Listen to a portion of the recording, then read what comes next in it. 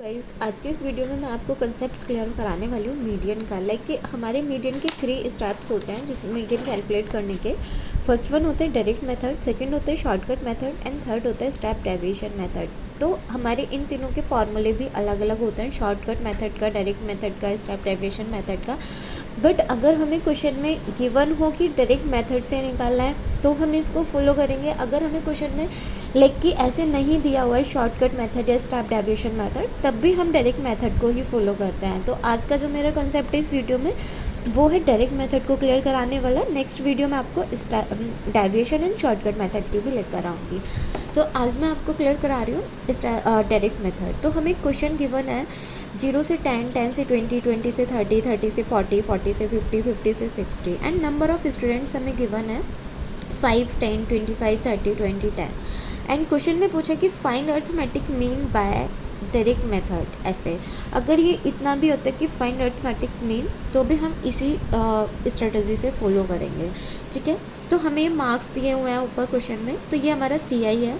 उसके बाद CI के जस्ट बाद हमें मिड वैल्यू निकालनी होती है। मिड वैल्यू कैसे निकलती है? First plus second divided by 2, यानी कि 0 प्लस 10 डिवाइडेड बाई 2। तो ये lower limit upper limit divided by 2। तो 0 और 10 10 डिवाइडेड बाई 2 करेंगे तो 5। 10 और 20 कितना? 30 डिवाइडेड बाई 2 करेंगे 15। 20 और 30 50 डिवाइडेड बाई 2 करेंगे 25। ऐसे करके मैंने x की वैल्यू निकाली सभी की। इन दोनों का मिड वैल्यू 35, इनका 45 और इनका 55।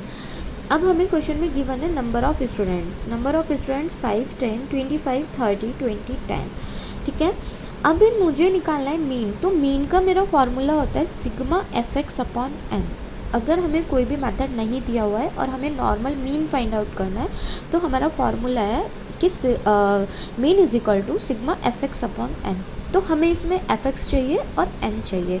n कहाँ से मिलता है? हमें जो हमारी फ्रीक्वेंसी का टोटल होता है, कि 5 plus 10 plus 25 plus 30 plus 20 plus 10, तो कितना है? 100। हमारा n निकल कर आता है। उसके बाद fx निकालने के लिए हम क्या करेंगे?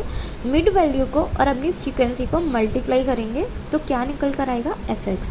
जैसे 5 into 5 25, 15 into 10 15, 25 into 25 625, 35 into 30 1050, 45 into 20 900, 55 into 10 550। ये क्या निकल कर आया बच्चे? fx। अब इस fx को अगर हम प्लस कर लेते हैं, यानी कि इसका सम कर लेता है, तो हमारा किस में आंसर आता है? सिग्मा में। तो fx को मैंने प्लस किया 25 plus 150 plus 625 plus 1050 plus 900 plus 550। तो सिग्मा fx का आंसर आया मेरा 3300। अब मेरे को फाइंड आउट करना है मीन। मीन का मेरा फॉर्मूला होता है सिग्मा fx अपॉन n। तो मैंने सिग्मा fx अपॉन n करने के लिए क्या किया है? 3300 अपॉन 100। तो मेरा ये क्या निकल कर आया है? ये निकल कर आया है मीन 33।